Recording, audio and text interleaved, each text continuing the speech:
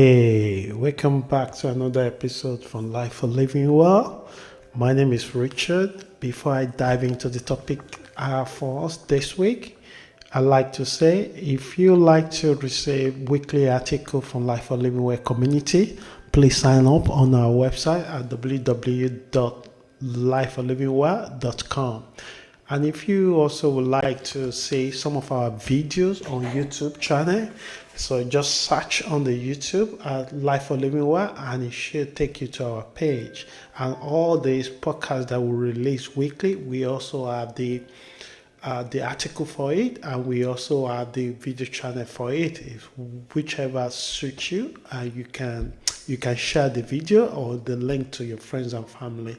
Thank you for your time. So let's dive into it. The topic I'm looking into this week is what I've learned from setbacks.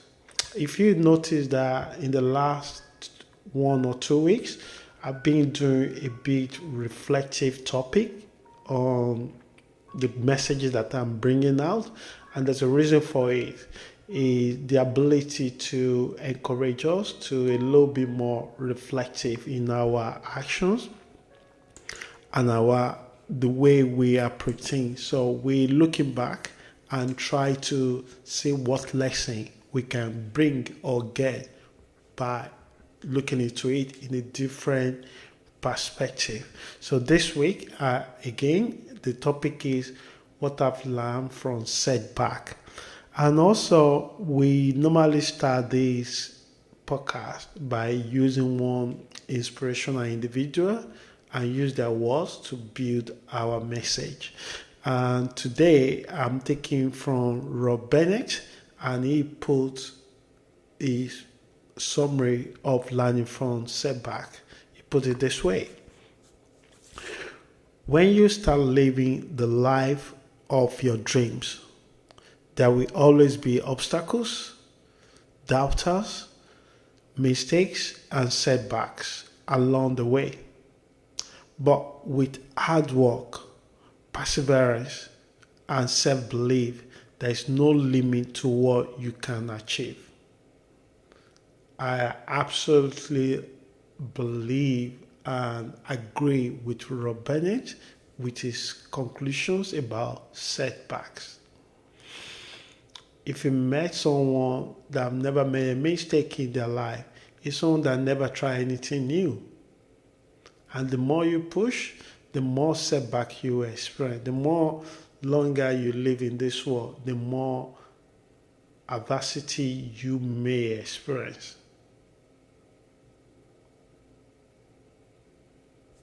So, as a society, we are not good in encouraging reflection or even learning from our own failures.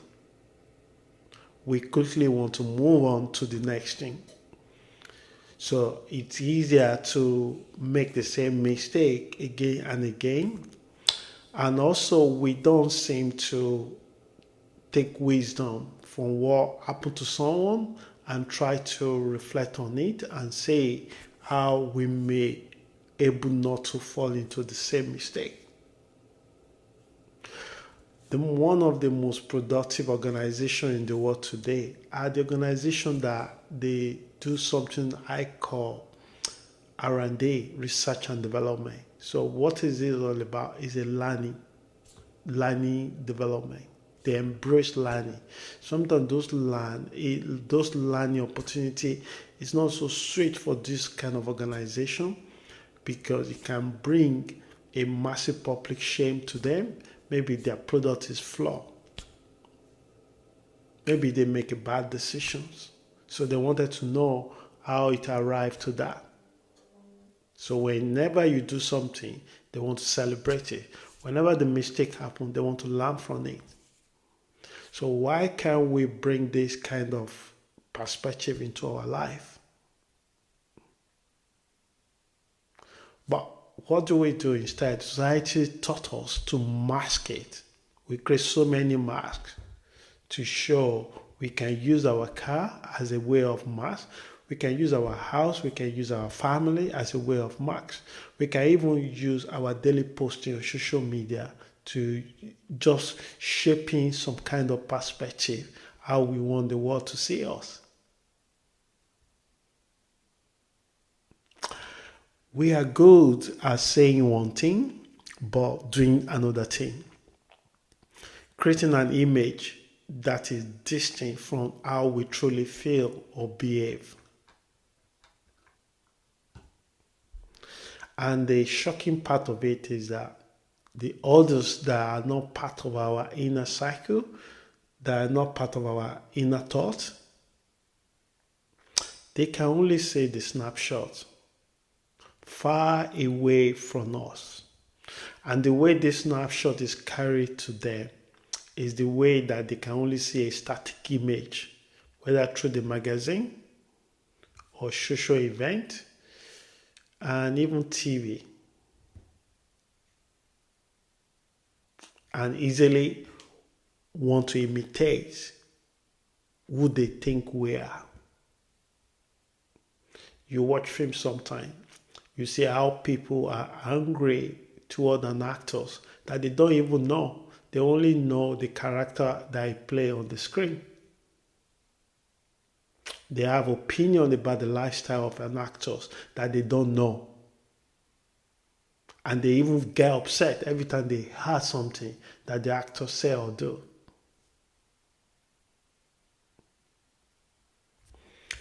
Because every time you do this, it takes you back. It takes you away to focus on yourself.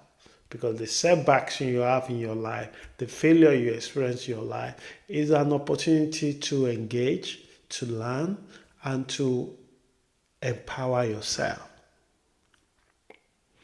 So, from the countless failures and setbacks, valuable lesson can be derived.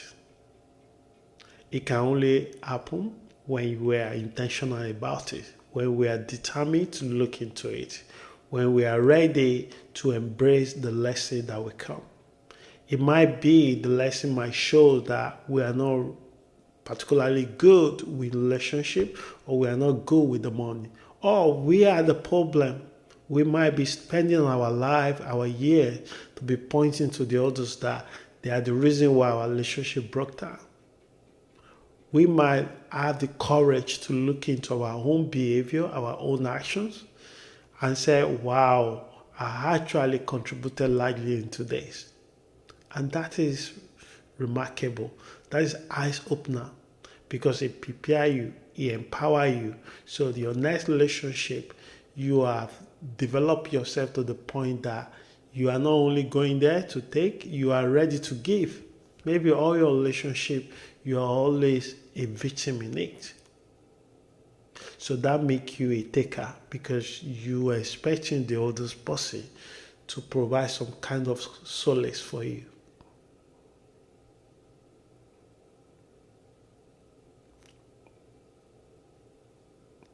So many times in life, you may find yourself where you did not plan to be. But the good news is, you will soon realize it is the right place for you to be.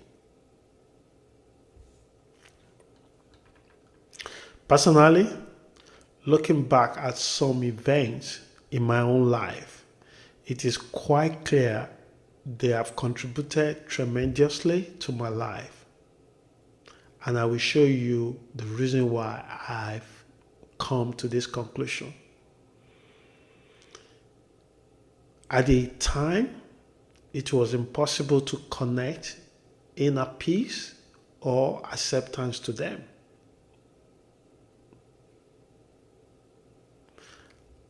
So, we often miss the opportunities a God feelings provided in some instances due to our rigidity to the outcome.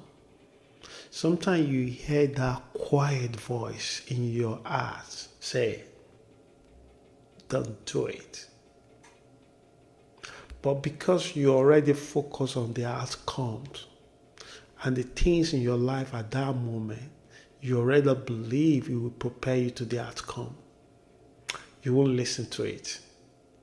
But you will still come back to the gut feelings in 6 months' time, in 1 year's time, in 3 years' time, and you say, I always knew I should have just followed my instinct.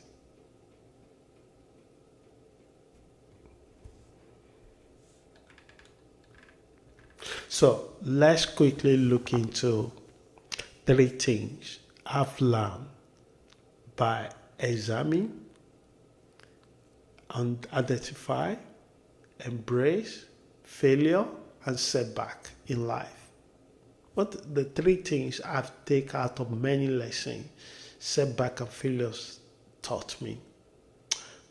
And I wanted to hear yours. So because this community is all about people of like-minded, and we can share the views and experience for our own growth. So number 1, hard work. It ain't easy job to do. To work on yourself is never easy things to do. It is always easy to ignore it, to suppress it, to avoid it. There's so many things available around us that will make us do that. Our friend, society expectation, our own desire to not want to experience pain. Because it ain't fun. But number 1, hard work. This point is directly linked to the second point in some ways. The more you work on yourself, the better you will become. You will often underestimate your ability to overcome setbacks. So when the setback comes, what is the hard work? The hard work is to slow down, take a breath, looking into it, see what role or what have made this thing arrive to this place. You might not play any part in it. It might just be the environment make it difficult for you to do what you wanted to do. It might have nothing to do with you. You might just be there because you feel sorry or pity for the person. And that's another work for you to do. That why is it okay for you to be a carer for everyone, but you neglecting yourself? Is a question, and that takes a lot of hard work to look back how this pattern of behavior develop. So the hard work is to confront it. The hard work is to seek the help that can help you if you cannot do it by yourself, to work on it. So I do not want to, I can emphasize this particular point a lot, but the way we come across to each one of you will be different the way it comes from me. And that takes me to number 2, perseverance. It is how often you arise from the setbacks that set your path for achieving your goals. It takes a lot to get yourself up and moving despite failure or setbacks. This is one of the great traits of many successful individuals. You take a break and start again.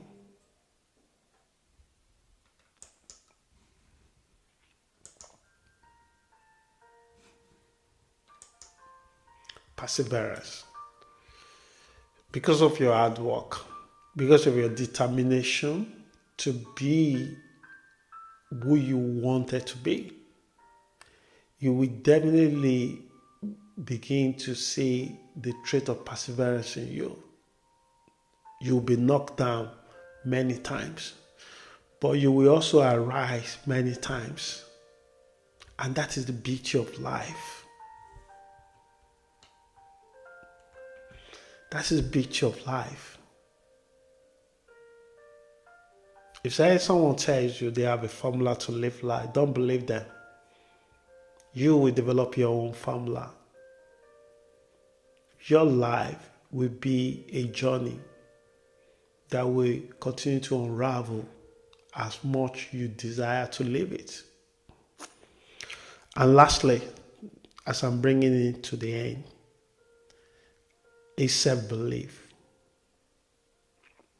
It is important to maintain self-belief because it can unlock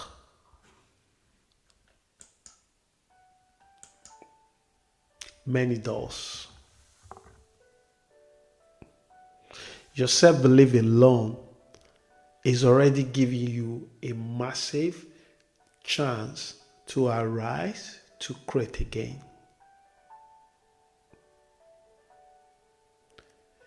A man that knows how to build, if you destroy, I can guarantee you, he will build again.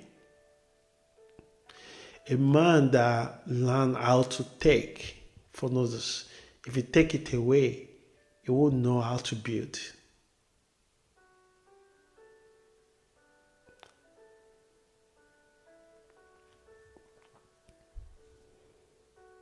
Simply believing that you will be okay can sometimes be enough to pick yourself up and start again. It is a humbling experience. While others lose confidence and underestimate your ability, your self-belief can propel you beyond what is perceived as limits. So finally, setbacks or failure must not define your destiny, but rather serve as a catalyst for a better you. Paying attention to how failure inspires the creation of electricity, airplanes, and many other inventions we are enjoying today. Without adversity, without failures, you won't have the electricity that me and you can switch in our home or offices. So, through hard work, to seek to understand the causes of failures